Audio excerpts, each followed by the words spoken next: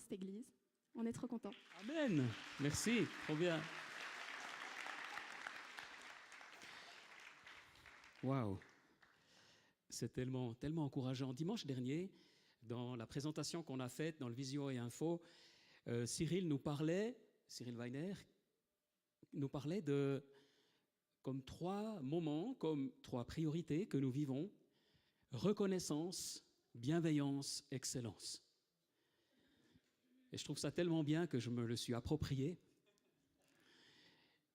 Quand il y a une pensée comme ça du Seigneur, c'est tellement bien. Reconnaissance, bienveillance, excellence. C'est un bel équilibre, une belle dynamique, parce que nous voulons l'excellence, comme disait Shekinah. Il y a des choses, nous voulons l'excellence ici au Centre de Vie dans différents domaines, que ce soit au niveau de la technique, mais aussi dans les relations, nous aimerions l'excellence. Dans l'amour, nous aimerions l'excellence. Le piège avec l'excellence, c'est qu'on le confond assez rapidement avec le perfectionnisme.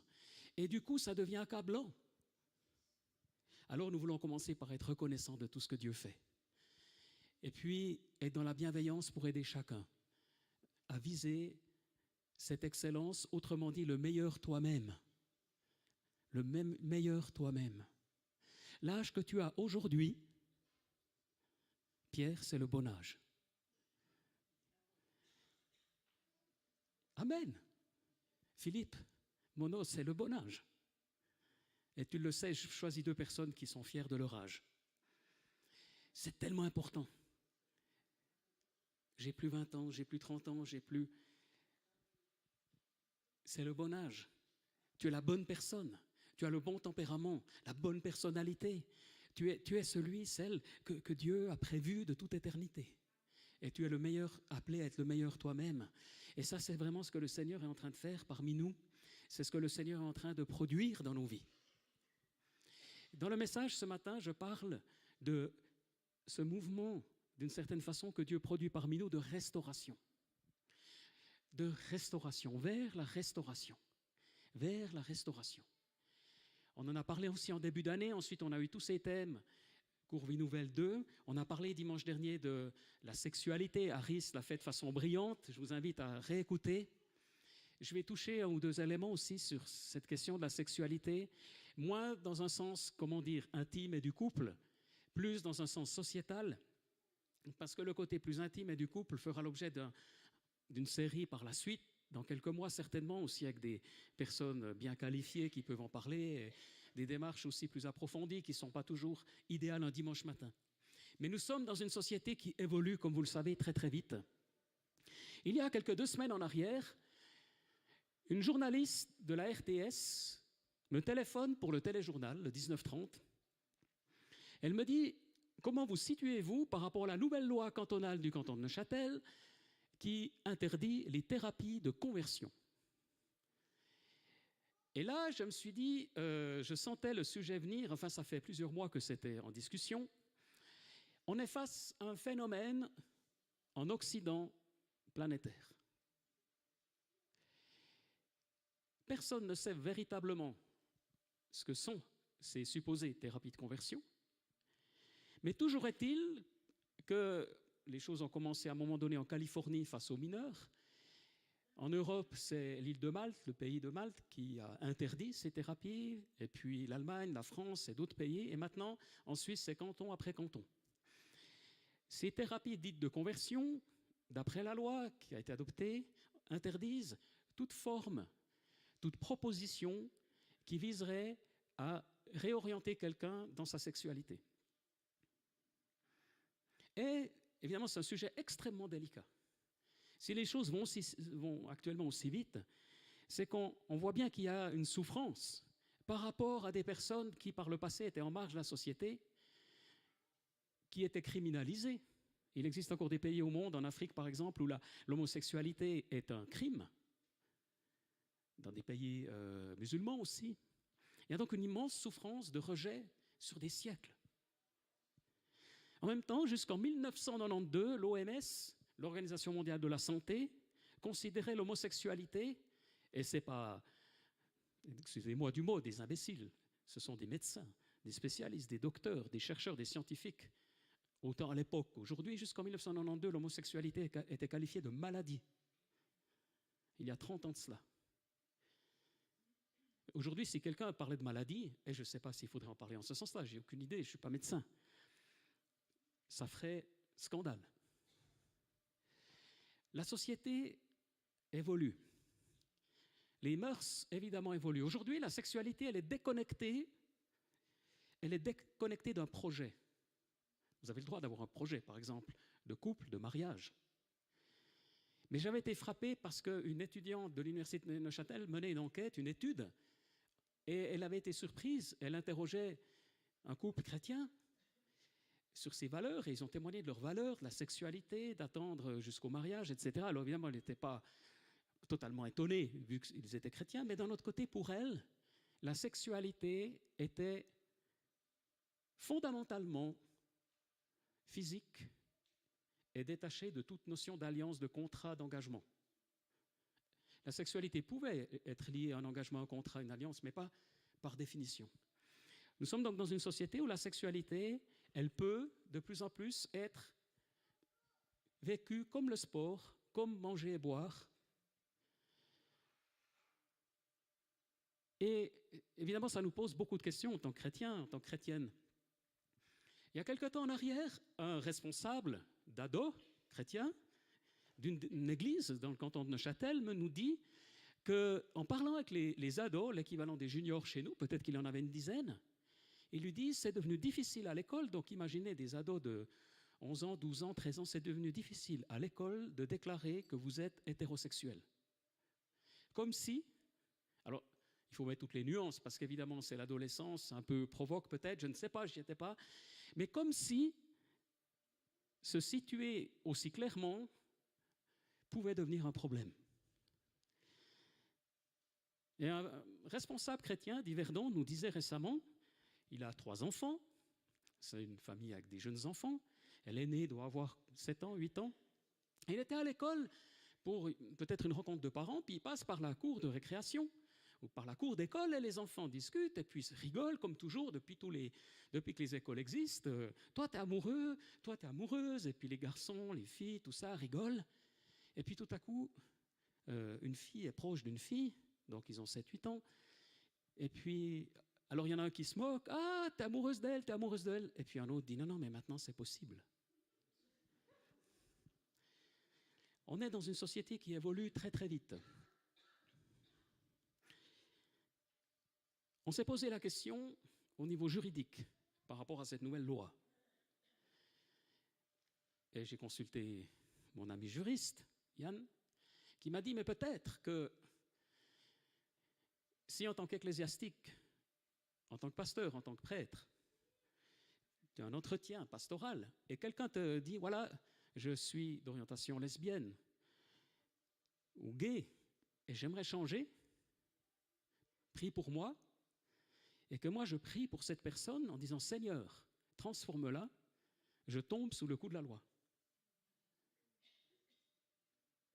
En fait, on ne sait pas, on ne connaît pas encore les applications de la loi adoptée actuellement, mais ce serait possible. Et lui conseillerait plutôt de dire, Seigneur, fais ton œuvre. Vous allez me dire, oui, mais personne n'est là pour savoir. C'est dans le cadre du secret professionnel, certes, mais beaucoup de situations compliquées sont apparues parce que des personnes sensibles, pas seulement dans le domaine sexuel d'ailleurs, dans tous les domaines, se retournent contre un thérapeute, contre un pasteur quelques années plus tard. On entre dans des zones sensibles. Comment l'Église va se situer? Comment les églises se situent-elles par rapport à cela? Alors il y a les églises réformées qui, vous le savez, bénissent les couples homosexuels, admettent des pasteurs homosexuels et ainsi de suite. Et puis vous avez l'Église catholique qui reste, du moins du point de vue du droit canon, très conservatrice, avec une souplesse du pape François dans ses relations parce qu'il est malin et parce qu'il a du cœur aussi, il faut le dire. Mais l'Église catholique n'a pas bougé. Elle reste, de ce point de vue-là, conservatrice. On a l'Église anglicane. Vous avez suivi l'intronisation, le couronnement? Non. Moi, j'ai suivi avec mon épouse, on a suivi un moment parce qu'il pleuvait. Et j'ai été touché par ce témoignage chrétien. Alors évidemment, on peut, en tant que Suisse en particulier, voilà, on n'est pas royaliste, on n'a pas connu les rois, peut-être des petits princes ou des petits barons, mais c'est tout. Alors on peut voir ça avec beaucoup de recul. Mais quand même, il y a un témoignage chrétien. Dans tout ce qui était dit, on pouvait être d'accord avec chaque parole qui était dite, chaque symbole. Et je me disais, mais au milieu de ce monde qui se délite, il y a encore un témoignage centré sur Jésus-Christ. Alors après, je ne sais pas ce que notre ami Charles III en retient à titre personnel et ainsi de suite. Donc c'est une immense mise en scène. Mais quand même. Mais voilà que dans tous ces pays, tout évolue très vite, tout va très vite. Un homme à Malte, je reviens sur Malte, l'île de Malte, déclare ou donne un témoignage qu'il était homosexuel, qu'il a rencontré le Seigneur Jésus, qu'il l'a transformé, j'en sais pas plus, il n'a pas suivi de thérapie de conversion, il n'a pas rencontré de thérapeute. Pour lui, c'est l'œuvre du Seigneur et de la parole de Dieu. Et aujourd'hui, il n'est plus homosexuel. La justice intervient et un procès est en cours. Parce que rien que de dire ça devient problématique.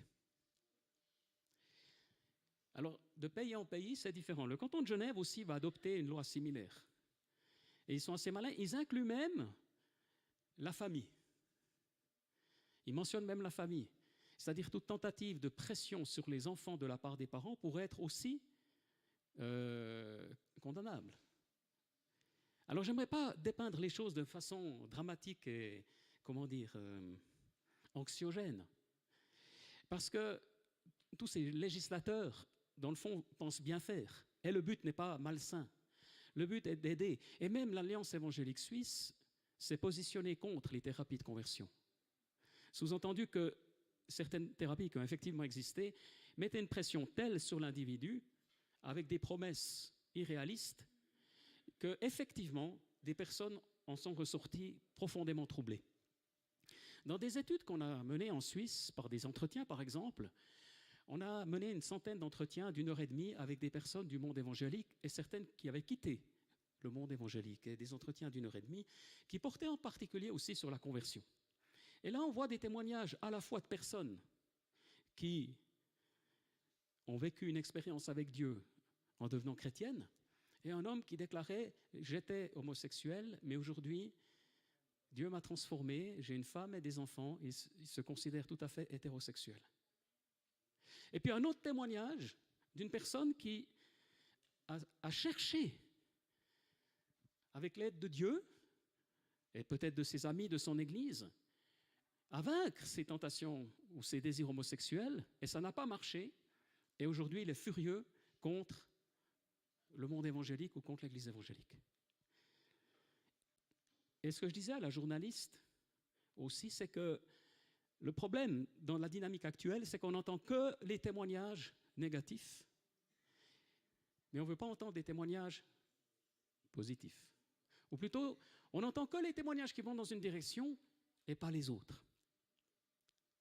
Alors, aujourd'hui, je dirais que, effectivement, face à ces thérapies de conversion, il y a une grande prudence à avoir. Parce que, probablement que, effectivement, beaucoup ne fonctionnent pas. Ou pour le dire autrement, on ne peut pas promettre, je ne peux pas moi promettre, malgré toute ma foi, à quelqu'un qui a des pulsions sexuelles dans une certaine direction, que Dieu va la changer rapidement et pour toujours, et que tout sera remis en ordre. Je ne peux pas faire cette promesse. Au même titre que si tu viens vers moi et que tu me dis « mais je suis très très souvent en colère », c'est vraiment quelque chose de problématique dans ma vie, dans mon couple, dans ma famille. Je peux te donner des conseils, je peux t'aider, mais je ne peux pas te promettre que tu vas devenir la Sainte Marie. Enfin, l'image qu'on en a, l'icône. Je ne peux pas te promettre que tu vas devenir doux et humble. En fait, il y a un groupe de chrétiens assez important en Californie. C'est une association qui s'appelle, ou un mouvement qui s'appelle Changed. Et ce sont toutes des personnes qui sont issues de l'univers LGBT+, et qui ont vécu une démarche et qui aujourd'hui réclament, écoutez bien, le droit à oser vivre ce changement. Donc ce ne sont pas des gens qui prônent le changement, mais qui disent « Hello, on existe. Vous ne pouvez pas nous ignorer. Nous sommes passés de A à B ou de B à A. Ça existe, ça fait partie. Nous sommes dans des pays libres. Comment pouvez-vous nous interdire d'exister ?» Et il déclare que certaines personnes ressentent une attirance pour le même sexe et une dysphorie de genre, y compris certaines dans notre Église, dans nos églises. Non parce qu'elles sont nées comme ça, mais parce qu'elles sont nées humaines dans un monde déchu. Donc leur point de départ, c'est de dire certaines personnes, pas toutes. Mais une des raisons qui explique la confusion dans le domaine sexuel, c'est tout simplement parce que nous sommes dans un monde déchu du point de vue biblique. Et cela étant, nous rejetons donc toute forme de violence physique, de force, de manipulation, de honte ou d'humiliation dans tout type de thérapie comme étant inefficace et abusive. Donc c'est un rejet des thérapies de conversion, de toute forme de manipulation, de pression. À l'époque, on pratiquait à l'ancienne des électrochocs. Il y avait des thérapies aussi pour inverser, des personnes peut-être qui avaient vécu un abus dans une direction. Alors voilà, il y avait toutes sortes de techniques pour quelque part dégoûter les personnes du même sexe, enfin, etc. Et puis susciter peut-être un nouveau désir du sexe opposé. Ils ne sont pas du tout dans cette logique, mais ils disent, au lieu de cela, nous écoutons, nous posons des questions, nous partageons nos histoires, nous nous aimons, nous embrassons la liberté et la croissance volontaire. Nous créons un environnement d'authenticité et de grâce où tout le monde peut poursuivre et recevoir la liberté que Jésus est mort pour nous donner. La liberté que Jésus, oui, est mort pour la liberté que Jésus voilà, est mort pour nous donner. C'est traduction Google un peu rapide. Nous plaidons fortement pour un accès sûr et équitable aux ressources qui aideront les gens dans leur parcours personnel alors qu'ils naviguent dans leur compréhension de soi. Et ainsi de suite. Il y a beaucoup de frères et sœurs dans l'Église qui se sont identifiés comme LGBT+, qui, avec le genre de liberté et d'interaction mentionné ci-dessus, toutefois ne se comprennent plus en ces termes.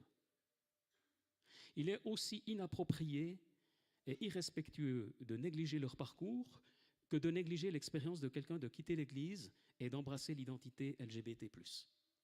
Donc eux plaident pour la liberté, la tolérance. Et en fait, c'est ce que j'ai répondu à la journaliste. Je lui ai dit, mais déjà, deux choses.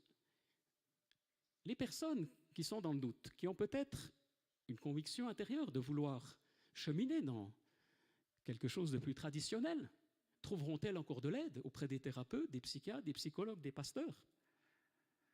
C'est une grande question. Parce que si ça tombe sous le coup de la loi, ou si c'est extrêmement limite, la loi va créer plus de problèmes qu'elle n'en résout. Après, cette chère dame me dit, mais vous, dans votre église, et là j'ai senti le vent tourner, si quelqu'un est homosexuel ou lesbienne, est-ce qu'il va se sentir à l'aise? Parce que l'idée sous-jacente, c'est qu'à un moment donné, si la personne ne se sentait pas à l'aise, peut-être même là, ça tomberait sous le coup de la loi un jour. Parce qu'il y a la loi, par exemple, antiraciste, antidiscrimination.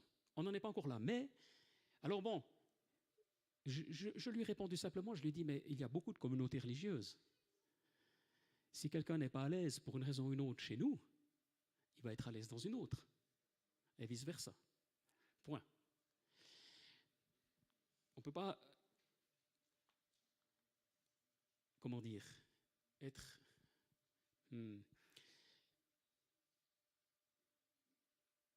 OK ou d'accord avec toute philosophie, toute pensée, toute croyance. Nous sommes une église trinitaire, nous croyons en la Trinité. Si quelqu'un ne croit pas à la Trinité, libre à lui, libre à elle. Peut-être qu'il n'y a pas réfléchi, tout simplement. On est libre. On ne va pas rejeter quiconque. À partir du moment où vous prenez des responsabilités, on vous fait prendre conscience de la confession de foi. Et si vraiment ça posait un problème, si vous étiez acharné dans une position autre, peut-être qu'on vous dirait, alors écoute, ça ne se passera pas de manière très facile. Peut-être aussi qu'on a une ligne claire face au baptême, enfin pas peut-être, certainement. Et peut-être qu'à un moment donné, quelqu'un dira, mais moi je ne suis pas d'accord du tout avec cette vision-là du baptême. Peut-être qu'on dira, mais écoute, dans ce cas-là, peut-être qu'il y a une église qui te correspond mieux, et ainsi de suite. Nous avons des valeurs conservatrices, c'est vrai. Et nous devrons continuer à les assumer si nous en sommes convaincus. Ça fait partie de la liberté religieuse, parce que tout est là. À partir de quand la liberté religieuse de penser, de croyance et de diffuser ces croyances, ces pensées, seront-elles interdites par la loi? Et là, tout est là. Heureusement qu'il existe encore l'Église catholique, je peux vous dire, parce que l'Église catholique, elle garde un cap. Dans l'Église catholique, vous n'avez pas l'égalité homme-femme. Vous avez une vocation de prêtresse, ça va être difficile. Il n'y a pas de femme prêtre. Je ne dis pas que c'est juste. Je suis tout à fait pour qu'il y ait des femmes pasteurs, ce n'est pas là la question. Mais on veut mettre tout le monde dans une sorte d'uniformité, avec une sorte de dictat, d'une pensée unique à laquelle tout le monde devrait adhérer. Et ça devient extrêmement sensible. Je discutais aussi, où je réalisais que face à cela, vous avez des pays du Sud, des pays africains par exemple, dont les dirigeants sont chrétiens ou musulmans, et qui voient l'Occident dans cette évolution de déconstruction, cette évolution du wokisme aussi, et qui disent non, non, non, on n'est pas d'accord avec ça. Et quand M. Poutine leur tend la main, ou M. Prigogine, avec pas mal de moyens financiers et militaires à l'appui, la tentation est là de céder. Et on voit donc un clivage s'installer dans la société, dans la planète entière, le monde entier, avec des courants parfois fascisants, extrême droite, qui veulent effectivement, qui sont attirés, séduits par des extrêmes. Et ce n'est pas ça que je suis en train de dire. Ce n'est pas la solution non plus. Ce n'est pas le fascisme. Ce ne sont pas de l'extrême droite, des positions extrêmes et dures qui apporteront la solution. J'aime beaucoup plus l'idée ici, nous écoutons, nous posons des questions, nous partageons nos expériences et on chemine avec la grâce de Dieu. On voit le même phénomène aux États-Unis. Il semblerait que Trump a de grandes chances d'être réélu, plus que Joe Biden. Mais franchement, si j'étais américain, je ne sais pas qui je choisirais. C'est compliqué. Beaucoup de chrétiens, eux, savent très très bien. Ils ont compris. Et puis d'autres commencent à se poser des questions, à s'interroger. Nous ne sommes pas là pour imposer à la société nos points de vue. Même si on pouvait le faire, ce serait une erreur de le faire.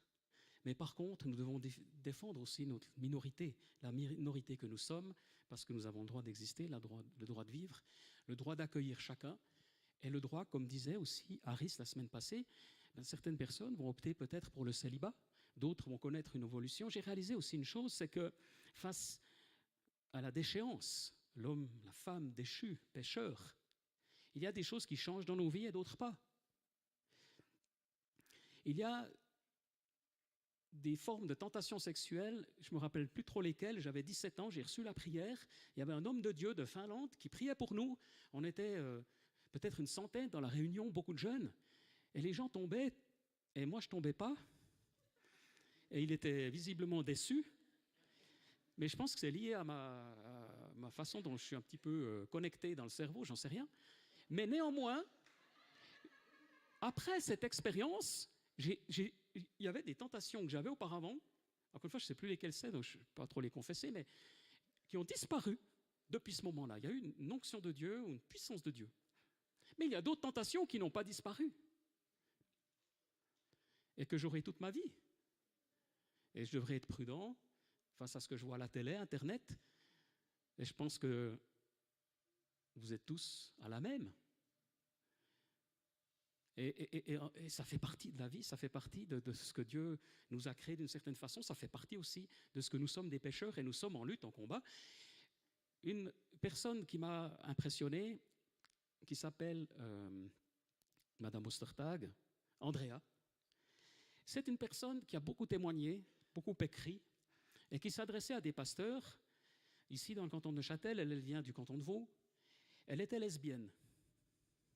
Écoutez bien. Et je connais son mari, parce que bon, elle s'est convertie, elle s'est tournée vers Dieu, elle a accompagné beaucoup de personnes, elle a des enfants, mais elle disait, 20 ans après, 30 ans après, quand elle a des moments de faiblesse, quand elle est tentée du côté féminin. Voilà une personne honnête et sincère, qui a reconstruit sa vie dans une perspective hétérosexuelle, qui a des enfants, mais les tentations restent. Après, je n'ai pas discuté plus en avant. Vous avez des personnes aussi, j'aimerais pas faire une comparaison facile, mais vous avez des personnes parmi nous qui ont eu un problème face à l'alcool. Moi, je n'aimais pas l'alcool. Quand je suis devenu pasteur, j'ai dû apprendre à aimer l'alcool. Ça, c'est pour mon ami Joey. Pourquoi? Parce que ça se passait dans le canton de Vaud. Moi, j'arrivais de Bienne, région civilisée.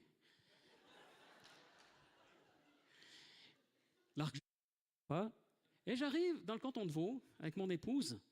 Et là, vous ne pouviez pas échapper, si vous vouliez être pasteur dans le canton de Vaud, au petit verre de vin blanc. Et je suis invité dans une famille portugaise d'origine. Alors là, ce n'était pas le vin blanc, je ne sais plus ce que c'était. Et puis, ils nous sert l'apéro à 11h. Moi, j'étais à jeun, je ne déjeune pas. Et à un moment donné, ma femme, elle m'a vu partir aux toilettes, puis l'alcool commençait à faire ses effets. Ça m'arrivait quelquefois, et j'ai dû apprendre à aimer. J'aime beaucoup le vin aujourd'hui, surtout le vin rouge, j'aime pas la bière. Bref. Mais vous avez des personnes parmi nous, comment dire, c'est un véritable défi. En fait, j'observe 3 situations. Vous avez des personnes qui ont eu un vrai défi par rapport à l'alcool. Elles se sont converties, elles ont été délivrées, elles peuvent boire de l'alcool aujourd'hui sans risque. Vous avez des personnes qui se sont converties, qui sont délivrées, mais toute leur vie, elles devront faire attention. Vous avez des personnes qui se sont converties, qui n'ont pas été délivrées et qui sont en thérapie toute leur vie. Mais ce n'est pas des moins bons chrétiens ou chrétiennes. On en a connu aussi au centre de vie et on chemine et on leur donne des responsabilités parce que qui sommes-nous pour disqualifier quelqu'un? Ce que je suis en train de dire, c'est que face à notre déchéance humaine, et je trouve qu'Aris l'a bien dit la semaine passée aussi, nous avons tous des défis dans notre sexualité à différents niveaux. Et face aux différents défis que nous pouvons avoir, le Seigneur va continuer à travailler dans nos cœurs. Et nous allons veiller, où nous allons être prudents par rapport à ce que nous regardons, ce que nous entendons, ce que nous écoutons, par rapport aux gens que nous côtoyons. Oui, il y a une responsabilité de ne pas nous soumettre, de ne pas nous mettre en situation de danger. Mais après, nous voulons une culture de la bienveillance, de l'amour. Ou si quelqu'un chute, si quelqu'un a des défis dans sa vie sexuelle, si quelqu'un a des défis dans sa vie maritale, si quelqu'un est divorcé, 2 fois divorcé, peut-être un jour 3 fois, on est encore là pour aider ces personnes à se relever, à un nouvel avenir. Dieu donne des nouveaux départs et nous voulons être une église remplie de la bienveillance. Mais nous voulons aussi être une église fondée sur les principes bibliques. Le plus près possible de ce que nous comprenons aujourd'hui. Peut-être que dans 10 ans, on comprendra les choses un peu différemment. On est tous en évolution. Mais nous voulons être le plus proche possible de la présence et de la volonté de Dieu. Et nous voulons garder aussi une identité claire, une clarté dans notre pensée. Nous voulons rester dans une atmosphère de la grâce de Dieu qui nous transforme, qui nous change, quels que soient nos défis.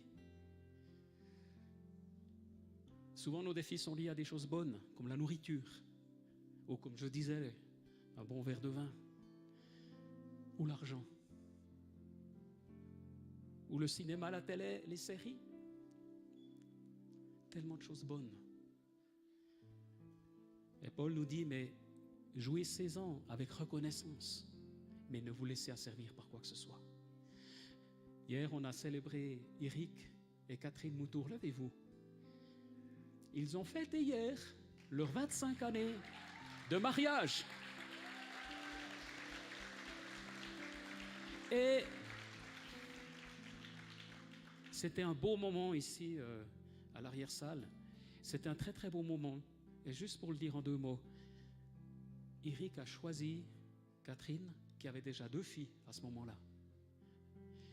Et contre les vents contraires, ils ont fondé une nouvelle famille. Ils ont aujourd'hui 4 enfants, dont aussi évidemment Jessica et puis Elisa. Bientôt un beau-fils, Enoch. Et surtout le témoignage qui nous a touchés, c'était cette évolution au cours des années. Et maintenant, ils ont des petits-enfants et il y a une bénédiction divine. Dieu a restauré, Dieu a relevé, y compris au niveau de vos corps. Tu disais, Catherine, que tu es passée par un cancer et Dieu t'a guéri. Et puis Eric était à un moment donné pendant des années, je crois, en arrêt de travail. Aujourd'hui, tu as un emploi, tu auras fait une formation. Dieu restaure. Nous voulons être une église qui restaure. Mais en même temps, ils ont dit hier, ça fait 25 ans qu'on est mariés, c'est pas seulement un renouvellement, mais on ne l'a jamais fait à l'église, on veut la bénédiction de Dieu. Et devant la moitié des gens qui ne connaissaient pas le Seigneur, qui étaient de toutes sortes d'orientations, ils les ont invités, ils ont dit, nous, moi et ma famille, nous servirons l'Éternel. Et nous voulons marcher avec lui. Je vous invite à vous lever pour prier. Seigneur, je te prie aujourd'hui, et je te remercie parce que tu es un Dieu vivant. Nous sommes confrontés à des grands défis, des grandes questions.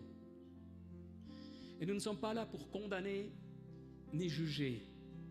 Mais nous ne sommes pas là non plus pour renier notre foi et notre Dieu. Je te prie de nous donner du discernement, de la sagesse, de la compréhension, des cœurs remplis de grâce et de bonté dans les réponses que nous aurons peut-être à donner lorsqu'on nous interpelle. On veut prier pour ceux qui souffrent. Qui n'a pas un point faible dans sa vie, quelque chose qui l'atteint, qui l'affecte, qui le casse? Mais j'aimerais te dire aujourd'hui, nous voulons être une communauté de vie, de bienveillance. Quel que soit ton parcours, personne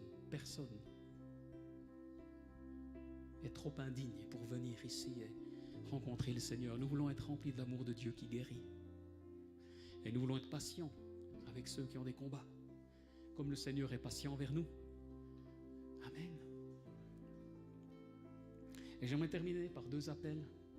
Le premier, si quelqu'un est là ce matin et ne connaît pas encore le Seigneur Jésus, ça fait quelque temps que tu es là et que tu aimerais le rencontrer personnellement. Là où tu es à ta place, lève simplement ta main, j'ai à cœur de prier avec toi. Nous avons à cœur de prier. S'il y a quelqu'un qui est là, c'est une occasion qu'on présente dimanche après dimanche. Et s'il y a quelqu'un qui dirait, moi je ne suis pas sûr encore de connaître Jésus-Christ, je ne suis pas sûr d'être sauvé si je mourais aujourd'hui, je ne suis pas sûr que mes péchés sont pardonnés, mais je veux l'être et je veux le pardon de Dieu dans ma vie, la grâce et l'amour de Dieu. Est-ce qu'il y a quelqu'un?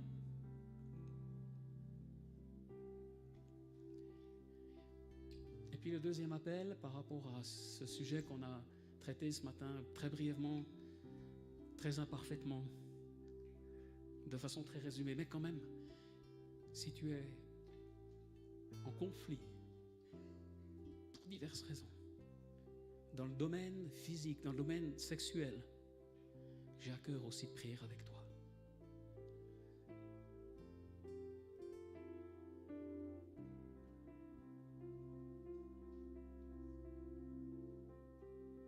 Seigneur, je te prie maintenant. Viens, Saint-Esprit. Couvre de ta grâce.